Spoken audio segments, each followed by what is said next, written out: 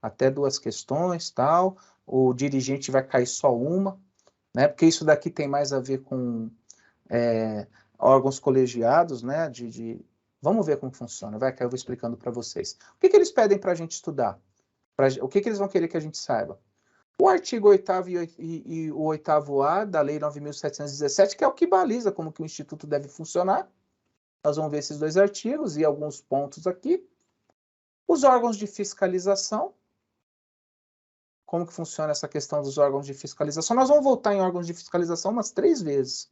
Até um erro que a Totum fez aí, que ela pergunta, responsabilidade fiscal e previdenciária, aí tem um módulo que é os responsáveis, órgãos de fiscalização e controle, que dá na mesma, só que eu vou aprofundar um pouco, e depois tem órgãos de controle. É basicamente a mesma matéria, se você for ver. Falei, olha só. Só que aí, claro que eu dei uma aprofundada, trabalhei como a cabeça da Totum, né? Então nós vamos ver algumas questões aqui de auditoria e tal, certo? E depois a responsabilidade solidária e subsidiária. Questão bem tranquilinha aí, ó, é o último slide. Bem tranquilo, cai pouco. Mas tem uns assuntos aqui que é bom a gente ficar esperto, né? Bom, então vamos lá. Até se a gente for ver aqui a responsabilidade fiscal, é só uma filinha, assim, é só... E a Totum faz isso mesmo, viu? As certificadoras dela, às vezes ela... Módulo, faz um módulo gigante, a módulo 10. Você fala, módulo, né? Módulo tem bastante coisa. Uma linha, o que é isso? Estava vendo de compliance dela, controles internos, que é uma outra certificação que a Totum faz. Então ela tem essa mania de não ser, a gente chama de exaustiva, né? Ela não mergulha, ela pergunta uma coisa só de cada um. Mas vamos lá, às vezes até... Aqui, ó, quer ver? Às vezes até a gente acaba colocando mais coisa do que o necessário. Eu estou me preocupado com isso também. Por isso que eu estou pontuando muitas coisas. Falo, a Totum não pediu tudo isso, ela pediu só o básico ali. E às vezes eu tento colocar um pouquinho mais para vocês entenderem o contexto, né? O contexto é importante. Então, olha só, o que fala esse artigo 8º? Dessa lei, que é a lei que... Essa lei aqui é uma lei importante para diretrizes de Instituto de Previdência. É como que o Instituto deve ser montado, tá? Os responsáveis pelos poderes, órgãos ou entidades do ente estatal, os dirigentes da unidade gestora do respectivo regime próprio e os membros dos seus conselhos e comitê, olha aqui, ó, olha que bonitinho, respondem diretamente por infração ao disposto nessa lei, sujeitando-se no que couber ao regime disciplinar estabelecido na lei complementar lá e seu regulamento. Mas o que eu quero falar aqui? Eles respondem diretamente por infração de lei. Mas você está na lei, não é só essa lei, né? Nós vamos ver que qualquer lei, se você conflitar com a lei, a questão que está aqui por trás de tudo isso é, você responde diretamente. Hoje, até eu estava vendo uma notícia lá que a Secretaria da Previdência estava multando os colegiado de um RPPS de São Paulo aí. E multa, 3 mil, multa para o comitê. Por que escolheu isso? Olha o que vocês deram de rolo aí para o Instituto. Que investimento é esse? Deram uma multa lá para cada um. Eu já vi dirigente pagar multa de 3 mil, 4 mil, né? Então, respondem diretamente por infração ao disposto nessa lei, certo? Então, não tem essa de não. E todo mundo, conselho, comitê. Se você infringiu alguma coisa da lei 9.717, qualquer outra né? Porque essa lei tem um artigo lá na frente que ela fala, né? Essa e qualquer outro ou qualquer outra lei, portaria, tal, que se você conflitar com isso, você responde. Então, né, ó, as infrações serão apuradas mediante processo administrativo. A gente sabe, né? Ó, fizemos um processo que tenha como base o auto a representação, a denúncia positiva dos fatos irregulares, assegurando ao acusado o que a gente sempre fala, né? O contraditório, a ampla defesa, em conformidade com diretrizes gerais. Então, não é que o cara vai, né? A gente vai abrir um processo administrativo, né? E que o acusado ele tem aí o contraditório, a ampla defesa e tudo mais. Isso daqui é óbvio, né? Todo mundo tem isso. Mas uma coisa que é importante é o seguinte, o conselho e comitê também entra. O pessoal acha que é só o dirigente, né? Olha lá, só o dirigente aqui, só o dirigente. Não. Depende do que aconteceu, vai conselho, vai comitê, todo mundo que for de uma forma ou de outra leniente, né, for complacente com a história, ok? Então, e é mediante processo administrativo que você apura e julga esse caso, certo? Então, isso daqui é importante. E aí você fala, Marcos, poxa, conselho, comitê, e os caras que dão consultoria não entra não? Os caras que, pô, às vezes o comitê e o conselho, ele foi sugestionável, induzido pelo cara que dá consultoria lá. O cara também era. Também, aqui, ó, são também responsáveis qualquer profissional que preste serviço técnico ao ente estatal e respectivo regime próprio de previdência social, diretamente ou por intermédio de pessoa jurídica contratada. Ok? Então, ninguém está livre do caso, né? Ninguém está livre aí de se for pego, tal, de ter esse processo. O Tribunal de Contas vai em cima de todo mundo, manda para o Ministério Público, se for o caso, que entra promotor no caso, né? E aí vão para cima disso daí. Então, artigo 8º fala o quê? Todo mundo, comitê, conselho, dirigente, comitê, os comitês, os conselhos, né, deliberativo e fiscal, o comitê de investimento e profissional que preste serviço técnico também entra. Ah, mas não era o profissional, era a empresa. Não, a empresa é só um CNPJ, ela tem um CPF ali atrás. Então, também entra isso daí, ok? É todo mundo. Põe aí, todo mundo responde. Aí tem o 8º A, ó. Os dirigentes do ente federativo instituidor do RPPS e da unidade gestora do regime, demais responsáveis pelas ações de investimentos, que aí todo mundo, né, ó, a aplicação dos recursos previdenciários, inclusive os consultores, ó, os distribuidores, a instituição financeira, ó, ela já está aumentando, né, a instituição financeira, o fundo de investimento que tenha recebido recursos e seus gestores e administradores serão solidariamente responsáveis. Depois nós vamos ver a diferença de solidariamente responsável e subsidiariamente responsável, na medida de sua participação, pelo ressarcimento dos prejuízos decorrentes da aplicação em desacordo com a legislação vigente. Então aqui, gente, já pegou mais gente ainda. É essa o lance do 8º A, do artigo 8º, 8º A ali, parágrafo não, inciso A. Ele fala sobre essa questão aí, ó, Cara, ó quem que ele pega. Vamos ver se pega todo mundo aqui, ó. 8º A. Os dirigentes do ente federativo, a dirigente,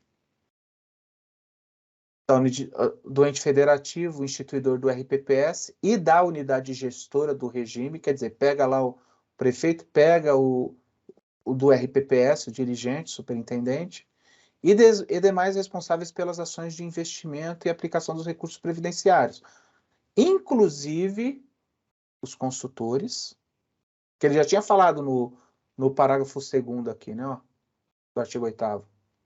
Os distribuidores, olha a corretora, a instituição financeira administradora da carteira, o fundo de investimento que tenha recebido os recursos e seus gestores e administradores serão solidariamente responsáveis na medida de sua participação pelo ressarcimento dos prejuízos decorrentes de aplicação em desacordo com a legislação vigente. Está em desacordo com a legislação vigente, todo mundo vai rodar. É assim, na prática, a gente, no papel a gente vê isso e fala, né? Que, pô, bonito, né? Legal. Será? Bacana. Mas a gente vê que é meio difícil isso, porque o pessoal que vai fazer falcatrua no Instituto, geralmente eles já colocam você investe num fundo de investimento, o fundo está tudo legalzinho. Aí o fundo vai comprar ativos de uma empresa que lá por fora foi costurado um acordo, que a empresa tá para quebrar. Só que o fundo fala assim, vou investir em debênture, entendeu? E aí você fala, pô, debênture é legal, né? Só que às vezes é debênture de uma empresa quebrada, de uma empresa que está prestes a quebrar. E se lá no fundo não tiver nenhum, né? Só investiremos em debênture de empresas com rating A e com lucro líquido acima de tanto. Não tem isso, é difícil. Por isso que tem que tomar muito cuidado para quando você for investir num fundo de investimento, você falar assim, no que ele investe? O cara fala debênture de empresas de primeira linha. O que é primeira linha para vocês? Qual é o rating? Rating de quanto? E não é só o cara falar, você tem que ver se está escrito no regulamento.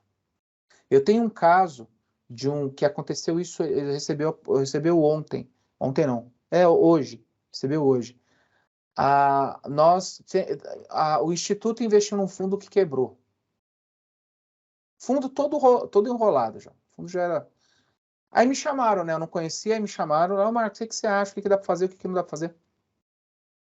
Eu falei, puxa, vocês já pediram resgate disso em algum momento? Não, nós pedimos resgate há um tempo atrás aí, só que os caras convenceram a gente a ficar. Mas nós pedimos resgate.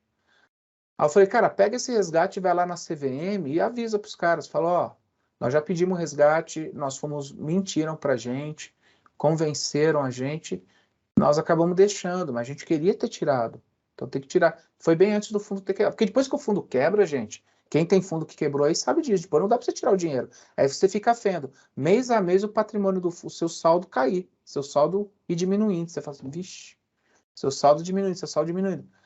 E não tem jeito como você tirar. E aí foi posto lá que foi pedido o resgate, só que a CVM, depois de um tempo, devolveu falando assim, o resgate seu tinha que ser pedido com mais... Porque depois que eles falaram, vocês não falaram mais nada, não deu mais nada, então a gente entendeu que vocês abandonaram o resgate. Mas, na verdade, o Instituto ficou só enrolando. Ele ligava para o pessoal, eu não sabia, só falei para eles pedirem o resgate e virei as costas. Os caras ligavam, não mandavam e-mail para não deixar mensagem, não deixar rastro, né? Ligava e ficava conversando. Não, mas olha, não foi isso, não foi aquilo. Até o fundo quebrar, ficaram enrolando. Tipo, uns 4 meses até o fundo quebrar. Não tinha, agora que tá rendendo bem, agora que é isso, que é... Se eles tivessem mandado um e-mail, eu tivesse provado, não, eles me enrolaram aqueles falando pra gente esperar só mais 3 meses, porque o fundo ia dar uma rentabilidade não sei do que, mas não tem essa prova. Então, cuidado quando o cara gosta, não, vou ligar para você, manda e-mail. Por quê? É uma forma de você deixar consultor, deixa eu fazer uma reunião aqui, manda e-mail, grava a reunião, faz negócios para você ter prova. Porque eu tô com o caso aqui, tá no meu posto aqui o negócio da CVM falando. Quer dizer, a gente acertou em pedir o resgate, os caras pediram. Só que os caras do fundo lá ficaram enrolando, até o fundo quebrar. E na hora que o fundo quebrou, já era. Não dá para tirar mais nada. Então eu sei que o fundo vai quebrar. Eu tô com o seu dinheiro aqui. Eu começo a te enrolar. Não precisa mandar e-mail, não. Eu vou ver aqui, vou conversar com o meu diretor e a gente vai ver. Só que o meu diretor tá na África, ele vai voltar semana que vem. Aí, com certeza, ele vai ver, a gente vai tirar. Aí vai enrolar. Aí você vai. Então, teve um problema lá na África, ele teve que pegar. Entendeu? Aí vai. Deu tempo, fundo quebrou. Pronto. Aí nós estamos brigando com isso. Só que a primeira coisa que a CVM me perguntou cadê o dinheiro? Cadê a prova que eles enrolaram você? Foi tudo ligação. Entendeu a jogada? Então, e porque, tudo solidário, a gente roda junto. Ok? Então, termos aqui da Lei de Responsabilidade Fiscal e Previdenciária, resumo do módulo. Todo mundo que direto ou indiretamente entrou na jogada pode ser responsabilizado solidariamente, ok? Cada um vai pagar na medida da sua participação.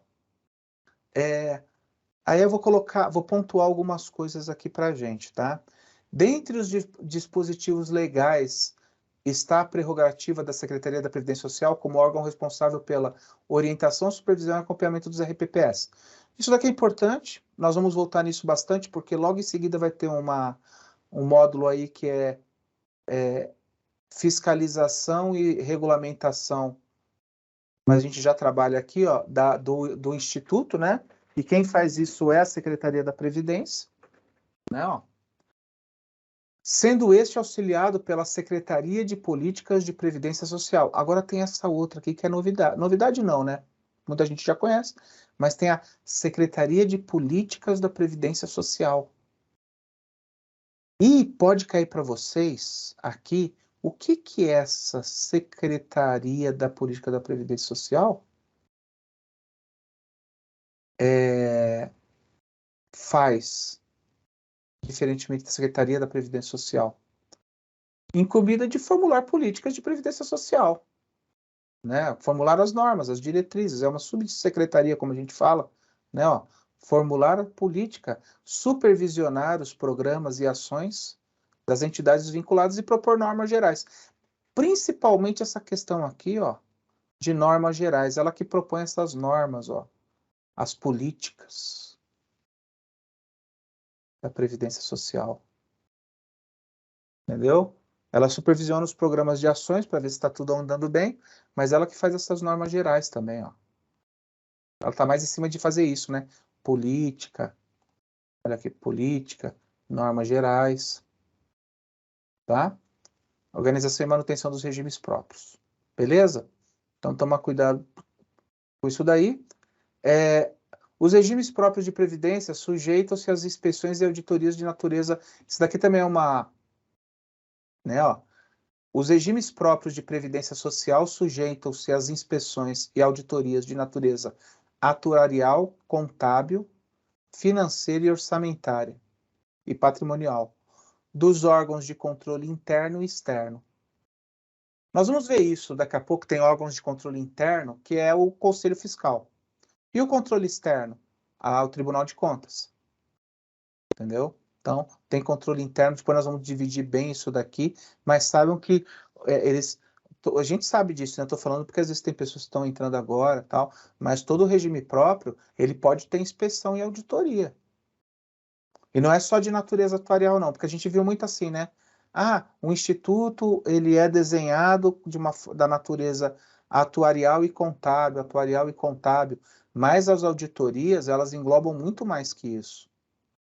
É o atuarial, contábil, financeiro, orçamentário, patrimonial, certo? E de órgãos de controle interno, já coloco uma coisa aí para ajudar vocês, ó. Controle interno, Conselho Fiscal. E controle externo, Tribunal de Contas.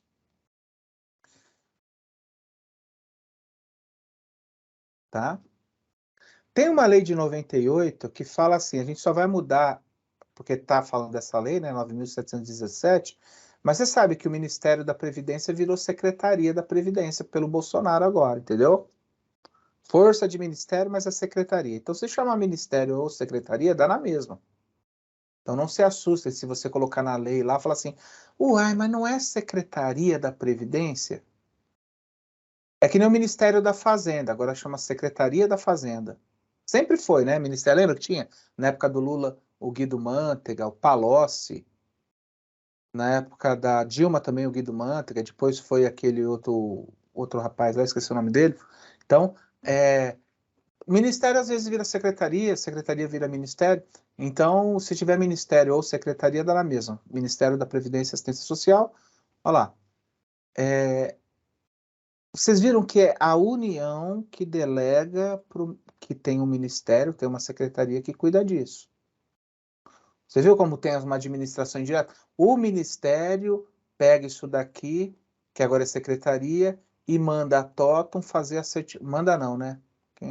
E manda a Totum lá fazer a certificação. Você viu terceirizando? O ministério falando para ela, ele vai cuidar de tudo, mas ele também são formas de administração indireta, tá? Então, isso daqui para frente vai ter 2 módulos amanhã que nós vamos falar muito sobre isso, tá? Tem mais do Ministério, Totum, tal. Então, o que é importante aqui? Não, coisas que daqui para frente nós vamos ver. São 3 módulos, eu até mostro o edital para vocês, são bem parecidos, esses órgãos de fiscalização. Vai ter lá fiscalização, nós vamos falar de novo sobre isso, só que vamos de um contexto mais forte, né? Sobre isso daí. Então, olha só. O que a gente tem que saber daqui? Que o regime próprio, ele tem inspeções, não só de auditoria contábil e atuarial, mas também financeira, orçamentária, patrimonial e tudo mais. De órgãos de controle interno e externo, que nós vamos ver daqui a pouco qual é, beleza? E a União, ela tem o Ministério da Previdência Social, da Assistência Social, que chama Secretaria da Previdência, que cuida, é a orientação, ela que supervisiona o acompanhamento dos RPPS, ela que põe normas para serem seguidas, né? Tá aqui, coisa que a gente já sabe. Aqui eu já estou colocando o nome, né, dela mesmo. Além da SPREV, da Secretaria da Previdência, os tribunais de contas e o Ministério Público de Contas possuem competência para fiscalizar os RPPS. Então aqui nós temos também dois, ó. Além da Secretaria da Previdência Social, temos mais um cara que chama Tribunal de Contas e o Ministério Público. Isso daqui, ó, esses três, não tá aqui, nós vamos ver lá na frente, mas eu já vou preparar vocês. Esses três aqui é o que a gente chama de auditoria externa, certo? O órgão de supervisão externo. Então, aqui são os externos, tá? Externo é quando ele é alheio ao funcionamento do RPPS. Auditoria externa ou órgão de controle externo. Pode ver, o Conselho Fiscal ele fica aí dentro do RPPS. Ele fiscaliza, mas ele chama órgão de controle interno. Porque ele faz parte Marco, Oi? Pois não? É o seguinte, você falando aí, só se mudou agora, vai mudar agora, né? Porque existe algumas pedagógicas que o Tribunal de Contas já emitiu em cima dos dirigentes, controles do Instituto, não dos conselhos até hoje, que eu saiba, ou não. Aqui eu não saiba, não. Só se agora, com essa nova lei, vai vir em cima dos conselhos. Não, o que acontece? A Secretaria de Previdência... Porque até agora eu não sabia. Até agora, por exemplo, os controles, principalmente o tribunal, ele tem emitido umas pedagógicas em cima do controle interno, do instituto e dos dirigentes, o superintendente. Mas assim, você falando aí e agora vai vir em cima dos conselhos? Vai mudar essa lei? Não, o tribunal... Não? Entende? Não, o que acontece é o seguinte, deixa eu me... quando coloca, a gente vê que aqui o que eu falei, que no artigo 8º, isso desde 98, todo mundo é solidário, né, se que acontecer alguma coisa, ó, os consultores, os distribuidores, a instituição financeira e tudo mais. Como que funciona a jogada? Que eu estou falando, né, aqui está falando sobre isso e tal. Aí o que eu estou falando? Quando a Secretaria o que é o Tribunal de Contas? Nós vamos ver. Ele é uma forma de como o Conselho, o governo federal, ele analisa o funcionamento de um instituto de previdência. Então, o Tribunal de Contas ele pode punir, né? E aí ele pode punir e ele pode indicar. Geralmente ele pune o dirigente. Mas se ele vê que a situação está mais ampla, ele pode ele mesmo punir ou ele pode acionar o Ministério Público, que aí o Ministério Público seria os promotores que vêm com força, e ele aciona a Polícia Federal. Geralmente, por que a gente não vê Tribunal de Contas fazendo, vamos dizer assim, a penalidade para o Conselho? Até então, por que não vê? Porque, na verdade, quando é conselho, comitê, são pessoas, é um ou outro que está ali, eles acionam a Polícia Federal em cima. Eu estou com 3 institutos aqui em Minas que a Polícia Federal interveio. Uberlândia, isso não é segredo para ninguém, né? Uberlândia, Montes Claros, e aí não foi o Tribunal de Contas que foi em cima do conselho.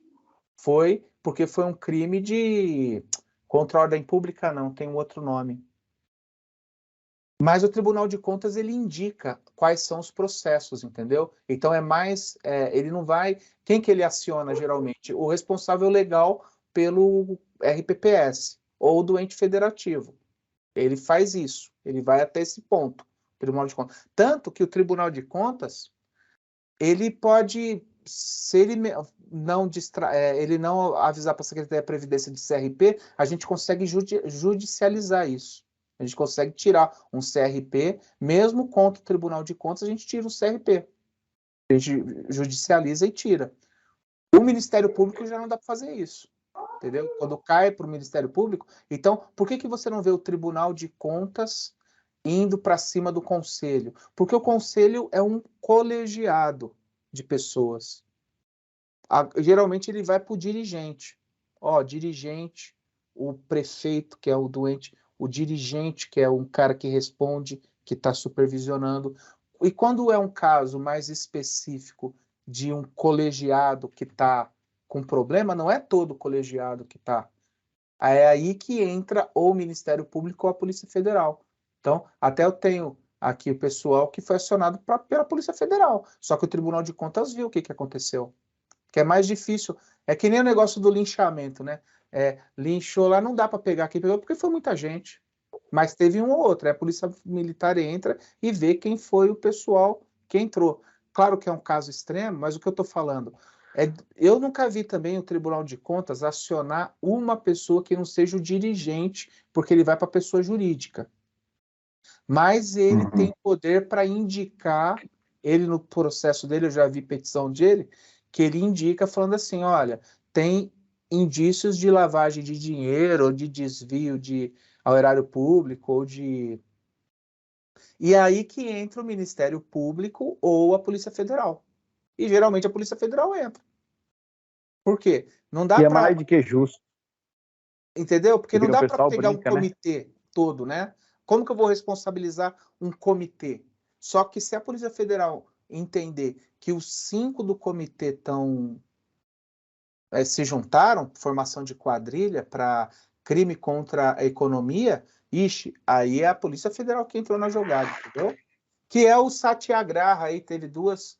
Você vê, tiveram duas, Castelo de Areia e Satyagraha, se eu não me engano, que foram diligências da Polícia Federal em cima de regime de previdência. Foi a Polícia Federal. Apesar, né, Marcos? Apesar que agora, com essas atas e a deliberação, principalmente do Comitê de Investimento ou fiscal ali deliberativo, as coisas podem mudarem, né? Porque o diretor, o dirigente ali não vai fazer nada sem um aval, com ata registrado do conselho, né? Concordo, com certeza. E se ele fizer, que às vezes faz, cara, tem maluco para tudo aí, faz, né? Ele faz. Aconteceu algum instituto desvio, aplicou em dinheiro de fundo lá que nunca mais voltou para o instituto, município aí. Acho que são vários, principalmente em Brasilândia.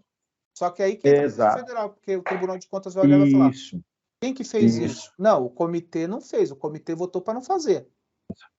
Exato. Aí, peraí, mas quem que assinou? Foi o dirigente. Por isso que o Tribunal de Contas, geralmente, ele pega o dirigente. É difícil pegar colegiado. E às vezes o próprio comitê ou o Conselho Fiscal nem teve conhecimento. Sei lá, o cara fez. Exatamente. Pegou o diretor financeiro do instituto ali e fez entre eles e pronto. Então, aí por isso que eu falo, faz tudo em ata, qualquer reunião, e porque você rastreia quem que está canetando ali, porque isso é caneta, né? O cara está canetando, fez um negócio à revelia do comitê e do conselho, aí para tudo, porque fala, peraí, que é o que está falando aqui, né? Ó o que a lei fala clara, desacordo com a legislação vigente. Desacordo, você agiu em desacordo com a legislação, porque a legislação vigente fala que o comitê de investimento é soberano nisso. E eles falaram uma coisa, você fez outra. Isso eu já vi. De cada lei de município, né? Mas em Brasilândia é 3 membros. 3 é o mínimo, né? Legal. Depende da cidade pequena, sim. O problema, às vezes, é que tem 3 e um desses 3 é o presidente. Não que seja ruim, exato. Não que o presidente não entenda mal, né? Não é que o cara é picareta. Mas é aquele negócio que eu já expliquei. E se for um cara que tá... Porque esse cara aí, ele tem contato... Vocês, presidente, dirigente, né? Seja superintendente, presidente, tem contato com os caras que vão vender fundo de investimento aí. E se um de vocês for seduzido por isso daí? E você leva esse Exato. negócio para dentro do comitê. E você vai votar ali. E geralmente o presidente é o cara que sabe mais. É o cara que já tem um CPA 10, um 20. Às vezes tem ali aí tem o cara que cuida do finanças, que é o braço direito do presidente, e aí um ali só para figurar. Em geral, eu já vi conselho, a maioria, eu já vi conselho, muito conselho assim. Fala, quem que é o comitê? São esses três. Ah, aquele ali não sabe nada, não. Tem eu e tem ela. Falei, nossa, se juntar esses dois para dilapidar aqui, ninguém fala nada, porque o conselho também é três. O comitê, então, conselho, tudo três. Fala. Agora tem, claro, tem comitê que a maioria, absoluta, com certeza, são pessoas honradas, que estão lá, que estão trabalhando, estão tranquilo. Mas a gente não pode dar colher de chá para o azar, né?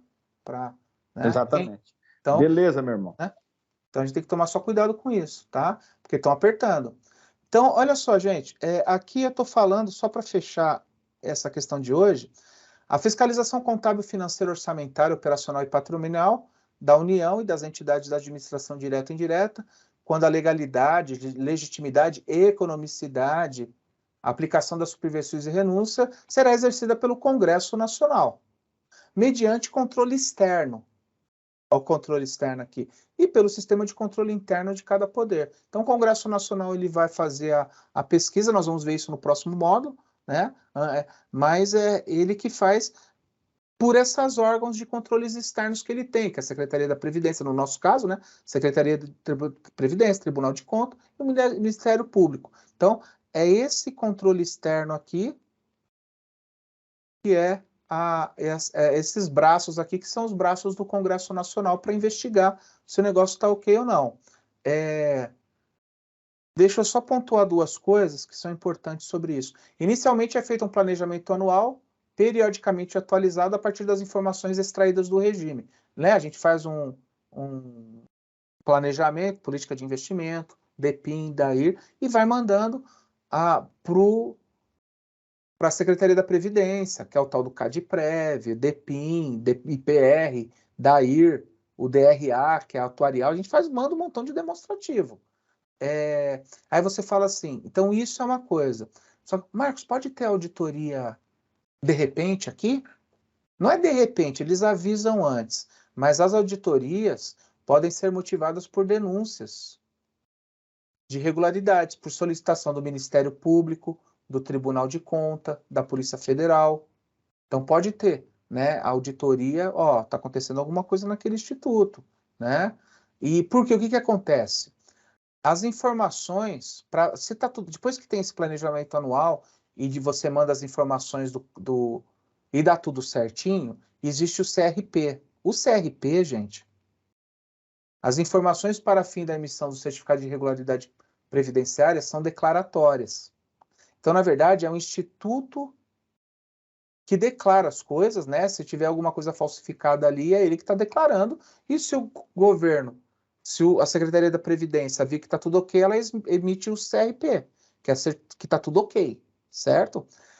Aí você fala, e quando tem essa auditoria? Houve uma auditoria motivada por denúncia.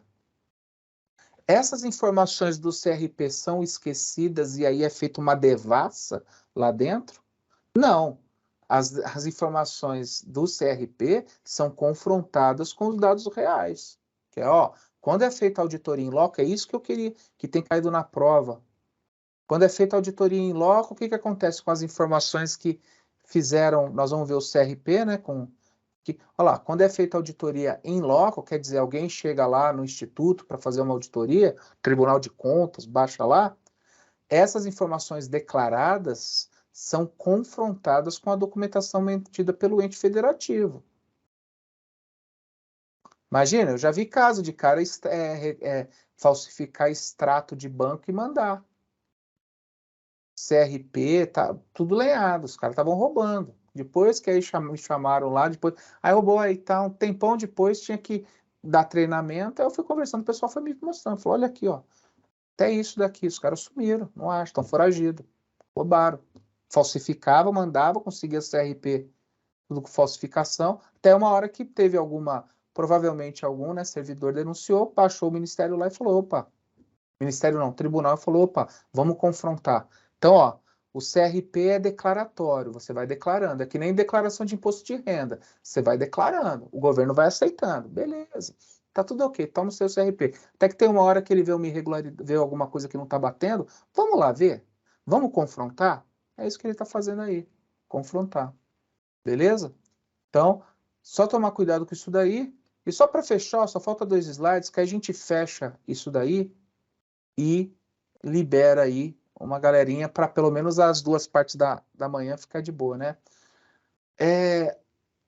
A que eu estou falando, né? A auditoria dos RPPS pode se dar de forma direta, em loco, que nós vamos, baixa o Ministério da Previdência, o Tribunal de Contas e faz uma auditoria lá no Instituto, vê se está batendo tudo certo, né? Faz o confronto do que foi declarado com o que tem. E a indireta. A indireta é esses encaminhamentos de documentação.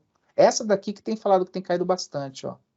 O que é auditoria indireta que a Secretaria da Previdência faz? A auditoria indireta são essas documentações que a gente manda para ela, olha lá, quando é feito o acompanhamento contínuo do cumprimento da legislação previdenciária mediante o encaminhamento de documentação. Vocês vão ter que mandar a cada 2 meses o DIPR, o APR você tem que guardar, o DPIM, né? Cada 2 meses, mandar 6 meses, o documento de atuário lá cada ano, a política de investimento. Então, isso é o que a gente chama de auditoria indireta. Preenchimento periódico de demonstrativos, fornecimento de informações, entendendo? Então, a indireta é quando a gente manda, e a direta é o Tribunal de Contas baixar lá e fazer a auditoria. Beleza? Essa indireta aqui fica esperto, tá? Os alunos têm colocado. E para fechar essa parte de órgãos de fiscalização, muitos detalhezinhos, que é bom vocês escreverem do lado, tal.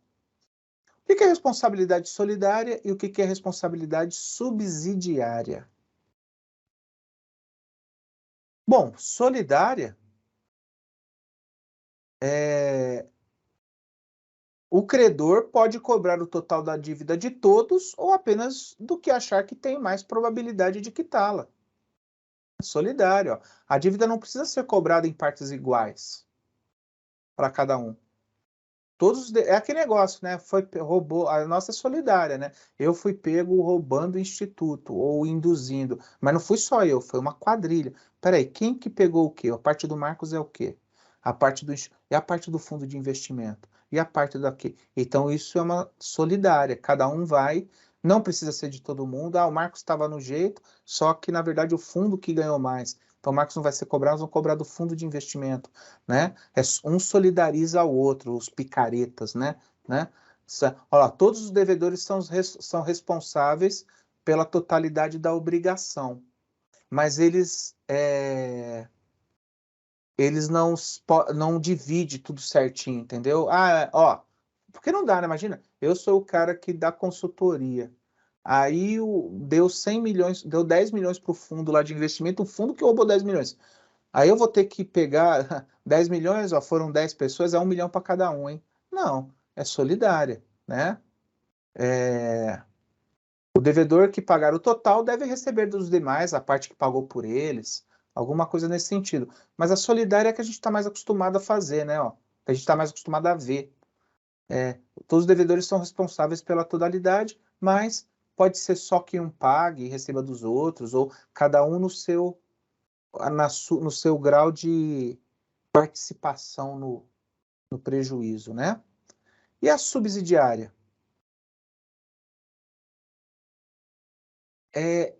O subsidiário é o seguinte, você só pega tem 2 devedores, mas você só pega o segundo se o primeiro não conseguir pagar. Entendeu? Você pega o primeiro. Quem que é o primeiro? Esse daqui, ó, subsidiário, você que deve. Ah, mas eu sou do fundo. Não, você que deve o investimento. Ah, mas eu tenho que dividir porque aquele cara roubou comigo.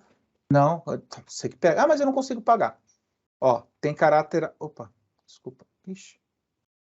Tem caráter acessório suplementar, isso é indiferente. Há uma ordem a ser observada, isso é importante, para cobrar a dívida. na qual o devedor subsidiário só pode ser acionado após a dívida não ter sido totalmente adimplida pelo devedor principal.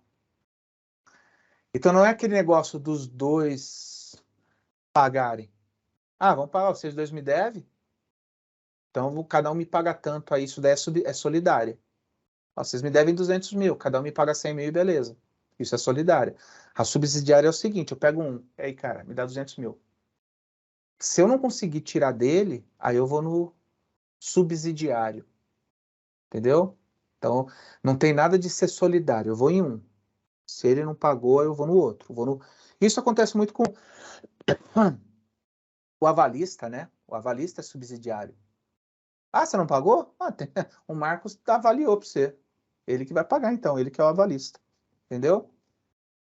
E essa é a diferença dos dois.